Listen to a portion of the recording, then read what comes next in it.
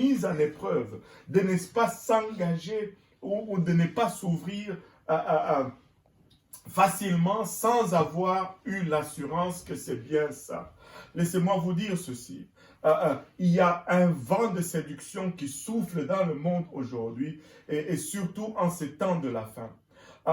Ce n'est pas tous ceux qui disent Seigneur, Seigneur, qui vraiment sont en train de servir Dieu. Ce n'est pas tout esprit, alléluia, peu importe ce que l'esprit te révèle ou te dit, que c'est nécessairement l'esprit de Dieu. Si ça ne peut pas s'aligner avec la parole de Dieu, c'est bon pour la poubelle. Je ne sais pas pourquoi le monde sont tellement fascinés par la divination.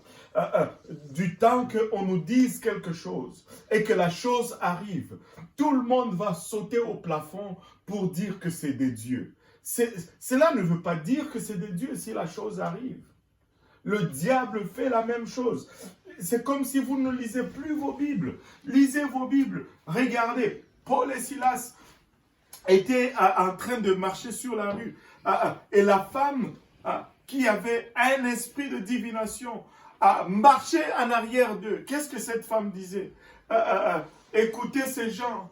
Ce sont des serviteurs du Dieu très haut. Ils vous enseigneront la voie du salut. Écoutez ces gens, ce sont des serviteurs. Elle disait vrai, mais par un mauvais esprit. Et après quelques jours, Paul en avait assez. D'abord, remarquez que Paul n'a pas réprimé cette femme le premier jour. Il y en a qui aussi sont dans l'autre extrême. Tout esprit, il faut le chasser. Tout esprit, il faut le bouger. Et ici, il n'y a pas un esprit qui bouge. Là, il n'y a pas de puissance de Dieu. C'est ridicule tout cela.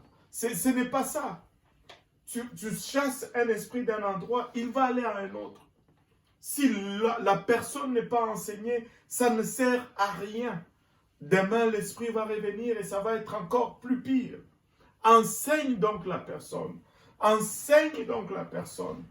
Et nettoie les demeures de cette personne. Anyway.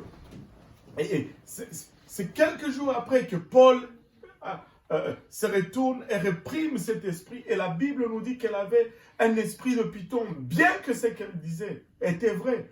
Paul enseignait les voies du Dieu très haut. Mais ce n'était pas un bon esprit. Écoutez, sans la parole, nous sommes à la merci de n'importe quelle manipulation. Tombez en amour avec la parole de Dieu.